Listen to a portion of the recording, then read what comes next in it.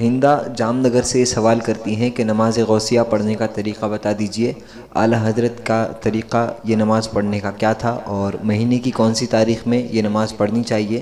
اور کیا مغرب کی نماز کے بعد میں، مطلب مغرب کی نفل نماز پڑھنے کے بعد میں یہ نماز پڑھ سکتے ہیں؟ دیکھیے، صلاۃ الغوثیہ ہو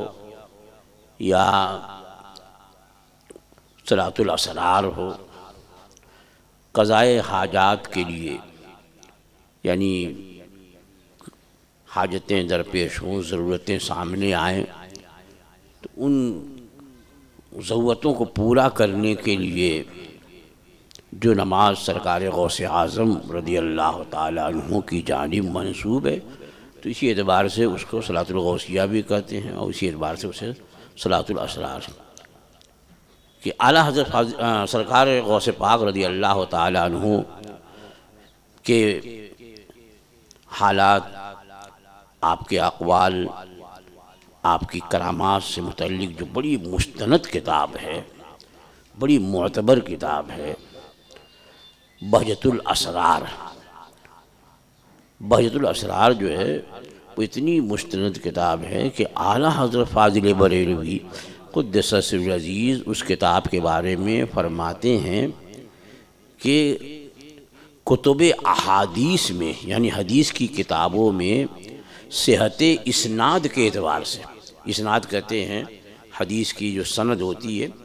کہ مجھ سے فلاں نے بیان کیا، انہوں نے کہا کہ مجھ سے فلاں نے یہ حدیث روایت کی، انہوں نے کہا کہ مجھ سے فلاں نے روایت کی، انہوں نے کہا کہ ابو ہریرہ نے یوں فرمایا، انہوں نے کہا کہ حضور کو ہم نے ایسے دیکھا یا یوں سنا، تو یہ اس کو کیا کہتے ہیں؟ اسناد۔ اسناد میں کبھی کہیں ضعف آتا ہے تو حدیث ضعیف ہو جاتی ہے، اور اسناد بالکل صحیح اور ثقہ راوی میں ہوتی ہے تو حدیث صحیح رہتی ہے۔ تو بخاری شریف میں اکثر سندیں جو ہیں بڑی صحیح ہیں۔ تو اعلیٰ حضرت فرماتے ہیں کہ کتب احادیث میں صحت اسناد کے اعتبار سے جو مقام بخاری کا ہے، صحیح بخاری کا ہے، تو کتب سیر میں صحت اسناد کے اعتبار سے وہی مقام بہجت الاسرار کا ہے۔ بلکہ یہ بھی اعلیٰ فرماتے ہیں کہ امام بخاری نے علیہ رحمۃ و رضوان، انہوں نے تو راویوں میں ثقہ ہونے کا اعتبار کیا، راوی ثقہ ہوں، لیکن حضرت امام شتنوفی علیہ رحمہ جنہوں نے یہ کتاب جمع فرمائی ہے، تو حضرت امام شتنوفی نے تو راویوں کے ولی ہونے کا اعتبار کیا، کہ جتنے ان کے راوی ہیں سب کے سب اللہ کے ولی ہیں۔ تو مسند کتاب اس میں قضائے حاجات کے لیے سرکار غوث پاک رضی اللہ تعالیٰ عنہ کی جانب جو نماز منسوب کی ہے، وہ اس کو کہتے ہیں صلاۃ الاسرار۔ تو صلاۃ الاسرار میں سوال یہ کیا گیا کہ مغرب بعد پڑھ سکتے ہیں کہ نہیں، تو بے شک بعد نماز مغرب جو سنتیں ہیں، یعنی سنت مؤکدہ پڑھنے کے بعد، اس لیے کہ جن نمازوں کے بعد سنت مؤکدہ ہے تو ان فرض نماز کے بعد جو ہے بلا کسی تاخیر کے وہ سنتیں پڑھی جائیں، ورنہ ثواب کم ہو جاتا ہے، بیچ میں فصل طویل نہ ہو۔ یہاں تک کہ فقہا نے فرمایا کہ دعا بھی طویل دعا نہ کرے، دعا بھی جو ہے مختصر کرے، اور ذکر وغیرہ کو سنت مؤکدہ کے بعد پڑھے اور کرے، سنت سے پہلے۔ تو اس لیے جب مغرب کی سنتیں پڑھ لے تو 2 رکعات پڑھنے کے بارے میں فرمایا گیا کہ قضاء حاجات کی نیت سے 2 رکعتیں پڑھے، اور بہتر یہ ہے کہ دونوں رکعات میں سورہ فاتحہ کے بعد 11 مرتبہ قل هو اللہ شریف پڑھ لے، اور یہ 2 آسان ہے، الحمد شریف کے بعد 11 مرتبہ قل اللہ شریف، اور اس طرح سے 2 رکعتیں جب پڑھ لے، سلام پھیرے، تو سلام پھیرنے کے بعد وہ اللہ کی حمد اور اس کا شکر ادا کرے، اور مطلب یہ کہ تسبیح وغیرہ پڑھے، سبحان اللہ الحمدللہ وغیرہ، تو اللہ کی حمد و ثنا کرے، اور پھر 11 مرتبہ رسول اکرم صلی اللہ تعالیٰ علیہ وسلم پر درود و سلام عرض کرے، اور درود و سلام عرض کرنے کے بعد پھر وہ یوں عرض کرے سرور کائنات صلی اللہ تعالیٰ علیہ وسلم کی بارگاہ میں، یا رسول اللہ، یا نبی اللہ، اغثنی وامددنی فی قضاء حاجتی یا قاضی الحاجات. یہ عرض کرے 11 بار، یہ کہے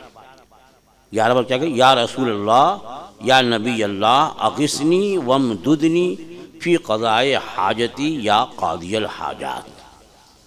یہ 11 مرتبہ سلام پھیرنے کے بعد حمد و ثنا اللہ کی پہلے ادا کرے، اس کے بعد سرکار پر 11 مرتبہ درود شریف پڑھے، اور پھر یہ جو کلمات میں نے عرض کیے ہیں تو انہیں 11 مرتبہ کہے، اور پھر عراق کی جانب 11 قدم چلے. اب آپ کہو گے عراق کس طرف ہے؟ تو یہاں سے ہم جو انڈیا میں ہیں تو ہمارا قبلہ جو خانہ کعبہ سے تھوڑا ہم جو رائٹ میں ہوں، تھوڑا سا، بہت سے لوگ بالکل پھر جاتے ہیں تو نہیں، کیونکہ یہاں سے جو فاصلہ ہے مدینہ طیبہ کا، مکہ معظمہ کا، وہ ہزاروں کلومیٹر ہے.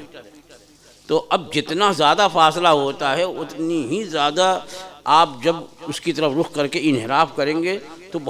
آگے بہت لمبا فاصلہ ہو جائے گا. یہاں آپ ذرا سا ایسے ہوئے کہ وہاں کئی کلومیٹر کا، کئی 100 میل کا فاصلہ ہو جائے گا. تو تھوڑا سا رائٹ میں ہوں تو مدینہ طیبہ، پھر اس سے تھوڑا رائٹ میں ہوں گے تو بغداد مقدس. تو اس طرح سے کھڑے ہوں کہ قبلے کی طرف رخ کر لیں اور تھوڑا داہنی طرف مڑیں مدینہ طیبہ سے، اور تھوڑا داہنی طرف،